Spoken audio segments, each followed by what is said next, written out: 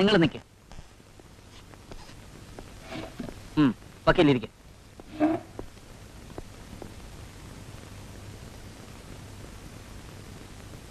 എന്ത് വേണം? ഞാൻ സഹദേവൻ. അബ്കാരി കോൺട്രാക്ടർ സഹദേവനെ അറിയാത്തവർ ഈ നാട്ടിൽ ആരാ ഉള്ളത്? നിങ്ങൾ ആ ഡിക്രൂസിനെ ഇടിച്ച് അവശനാക്കി ഇവിടെ കൊണ്ടുവന്നു അറിഞ്ഞു. അവനെ ജാമ്യത്തിൽ ഇറക്കാനാ ഞാൻ വന്നത്. പറ്റില്ല. ഇല്ലെങ്കിൽ താൻ അവനെ ഇടിച്ചു കൊല്ലും. തന്റെ സ്വഭാവം അതാ. സർ, താൻ വേണ്ടാത്ത കുഴപ്പമുണ്ടാക്കി വെക്കരുത്. ബാലു, ഞാൻ പറഞ്ഞ സാറിനെ അനുസരിച്ചില്ലെന്ന കുറ്റം കൂടെ എനിക്ക് ഏൽക്കേണ്ടി വരും. താൻ എന്ത് പറയുന്നു? മിസ്റ്റർ സഹദേവൻ, നിങ്ങൾ ഇവിടുത്തെ ചില മന്ത്രിമാരടക്കമുള്ളവരെ വിലക്കെടുത്തവനാണെന്ന് എനിക്കറിയാം. നാളത്തെ തിരഞ്ഞെടുപ്പിൽ മത്സരിക്കാനും കിട്ടിയ സ്ഥാനം നിലനിർത്താനും അവർക്ക് നിങ്ങളടക്കമുള്ള ലിക്കർ ലോബിയുടെ പണം ആവശ്യമുണ്ടാവും. അതുകൊണ്ട് നിങ്ങളുടെ മുമ്പിൽ അവർ വാലാട്ടി നിന്ന് വരും. എന്നെ അതിന് കിട്ടില്ല. അതൊന്നും താൻ പറയണ്ട. നിയമപ്രകാരം നിയമം എനിക്കറിയാം മിസ്റ്റർ. അറസ്റ്റ് ചെയ്യപ്പെട്ട പ്രതിയെ 24 മണിക്കൂർ നേരം കസ്റ്റഡിയിൽ വെക്കാൻ എനിക്ക് അധികാരമുണ്ട്. അതിനിവിടുത്തെ അബ്കാരി കോൺട്രാക്ടർ അല്ല, ആഭ്യന്തരമന്ത്രി പറഞ്ഞാൽ ഞാൻ വിട്ടുകൊടുക്കില്ല. ഇൻസ്പെക്ടർ, ഉറപ്പാണോ? അതെ. നിങ്ങൾക്ക് ജാമ്യം എടുക്കണമെന്നുണ്ടെങ്കിൽ കോടതി വരും. അവിടെ നാളെ കാലത്തെ ഞാൻ അവനെ ഹാജരാക്കും.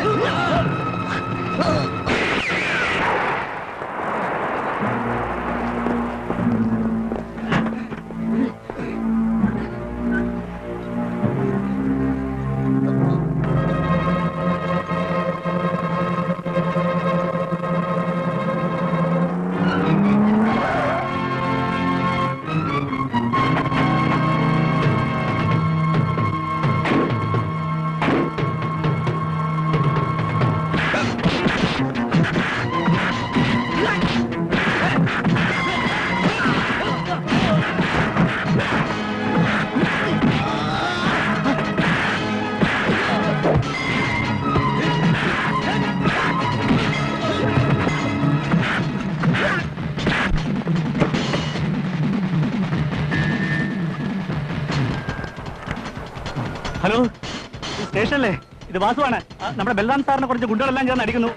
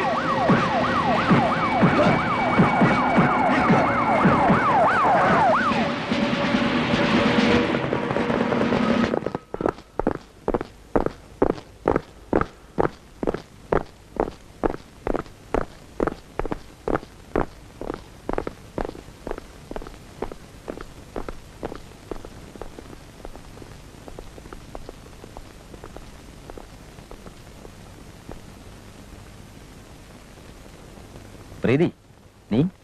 പ്രീതി കൃഷ്ണ, കൃഷ്ണപിള്ളയുടെ മകൾ. ഓർക്കുന്നുണ്ടോ sir?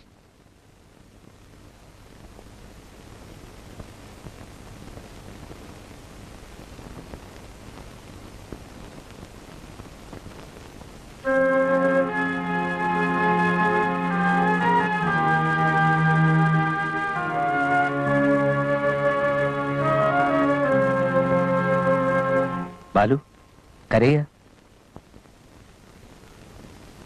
Yes. Out of shame. Because of you.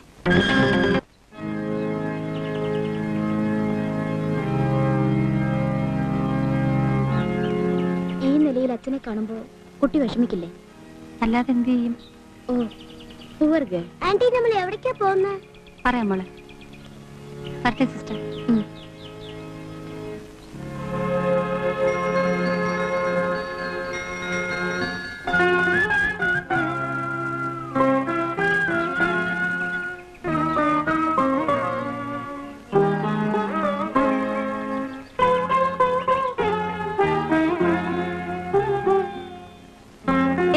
കാണിക്കുന്നത്? ഞാൻ ചെയ്യുന്നല്ലേ ഇതൊക്കെ? അവിടെ വെച്ചേക്കൂ. നിന്നെ കാത്താ കുഴയും. കാലത്തെ റോഡിൽ ഹാജരാവാനാണ് കൽപ്പന. ഏതൊരു VIP യെ കെട്ടിയെടുക്കുന്നുണ്ടെന്ന്. ചിലപ്പോ പാതിരാത്രിക്കാവും ആ നാറയുടെ എഴുന്നള്ളത്ത്. എന്നാലും പോലീസുകാരൻ പോയി കാത്തു നിൽക്കണമല്ലോ. എന്താണ് വിശേഷം? ഞാൻ ഇന്നലെ രാത്രിയിൽ ഒരു സ്വപ്നം കണ്ടു. അതാ കാലത്ത് അമ്പലത്തിൽ പോയി തൊഴുതത്. എന്തായിരുന്നു സ്വപ്നം? ദുസ്വപ്ന.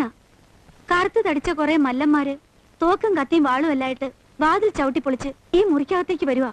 എന്നിട്ട് വെട്ടുന്നു, വെടിവെക്കുന്നു. നിനക്ക് എന്നെ വിളിച്ചൂടായിരുന്നു? സാറിനെ വെട്ടുന്നത്. യൂണിഫോമിൽ ചോരയിൽ കുളിച്ചിടക്കുന്ന ആളെ ഞാൻ കരഞ്ഞു വിളിച്ചിട്ടും മിണ്ടുന്നില്ല. ചത്തുപോയി. പാവം. കളിയാക്കണ്ട. എനിക്കെന്തോ പേടി തോന്നുന്നു. ചുറ്റും ശത്രുക്കളുണ്ട്. കൂടെ ജോലി ചെയ്യുന്നവർക്ക് പോലും ഇഷ്ടമല്ല. ആളിന്റെ സ്വഭാവം കൊണ്ട് തന്നെയെന്ന് വയ്ക്ക. നമുക്ക് ഈ ജോലി വേണ്ട, ഈ പോലീസ് ഉദ്യോഗം. അത് കൊള്ളാം. മുമ്പ് നീ പറഞ്ഞത് എനിക്ക് ഓർമ്മയുണ്ട്.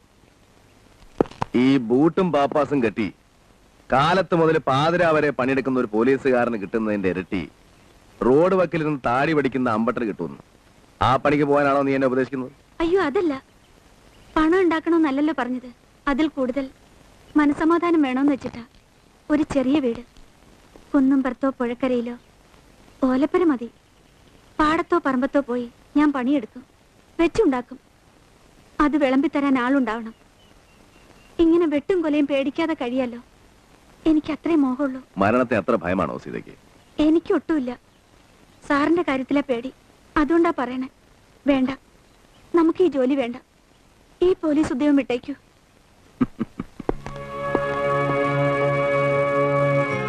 അച്ഛാ, അച്ഛാ.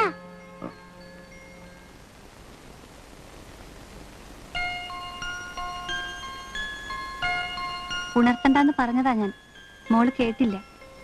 ബോർഡിംഗിൽ നിന്ന് ഇവളെങ്ങനെ? ഞാൻ കൊണ്ടുവന്നതാ. വെക്കേഷനിൽ ഇനി അവിടെ നിർത്താൻ ബുദ്ധിമുട്ടാണെന്ന് പറഞ്ഞു സിസ്റ്റർ. എന്നിട്ട് മോൾ എന്റെ കൂടെ താമസിക്കും. അച്ഛന് എന്താ പറ്റിയത്? എല്ലാം പറഞ്ഞിട്ടില്ലേ നിന്നോട്? Sorry aunty. സാറിന് കൂട്ടിരിക്കാനാണെന്നും പറഞ്ഞു 3 ദിവസമായി ക്വാർട്ടേഴ്സിൽ നിന്ന് പുള്ളിക്കാരൻ പോന്നിട്ട്. ആളെവിടെ പോയി? ഉച്ച തൊട്ട് ഇങ്ങോട്ട് ഒരു ഡോക്ടറെ നേഴ്സിനെ കണ്ടിട്ടില്ല. സുധാകരൻ അന്വേഷിച്ചു പോയതാ. എവിടെയായിരുന്നു സിസ്റ്റർ നിങ്ങൾ ഇതുവരെ? മണിക്കൂറുകളായി പേഷ്യന്റിനെ അറ്റൻഡ് ചെയ്യാൻ ആളില്ലെന്ന് പറഞ്ഞാൽ പിന്നെ എന്തിനാണ് നിങ്ങളേക്ക് വേഷം കെടുത്തി ഇങ്ങോട്ട് വിട്ടിരിക്കുന്നേ? ഡോക്ടർ തിയേറ്ററില. ഒരു ഓപ്പറേഷൻ കേസ്. എന്റെ കാര്യം അന്വേഷിച്ചു നിങ്ങൾ? നാളെ പോവാന്ന് പറഞ്ഞു.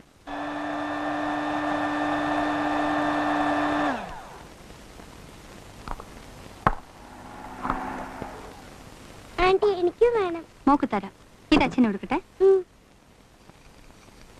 അല്ല, സാറ് പറഞ്ഞ ബ്രാൻഡ് എവിടെയെങ്കിലും കിട്ടാനില്ലാത്തോണ്ടാ റം വാങ്ങിച്ചത്.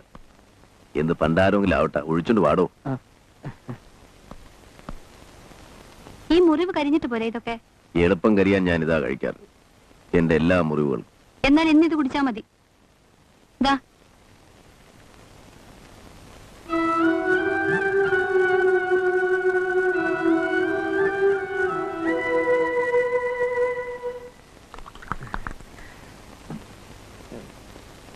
അച്ഛാ, ഈ അങ്കിൾ കുടിക്കുന്നു.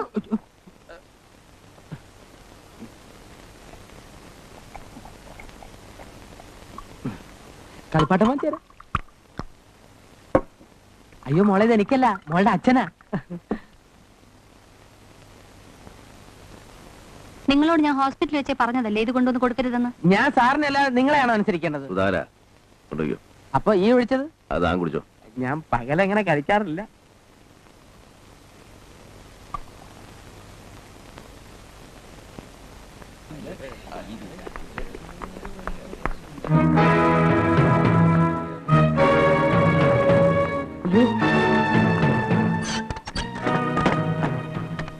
അന്ന് സാറിനെ തല്ലിയൊരു കൂട്ടത്തോടെ വരുന്നുണ്ട്.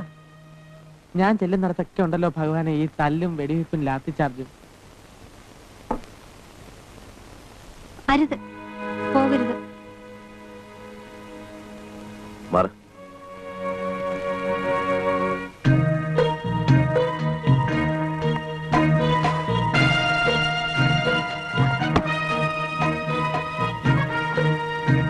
സുധാര, ഇവരെ നോക്കിക്കോണം, പുറത്തേക്ക് വിടരുത്. എന്നെ ആരും നോക്കും സാർ?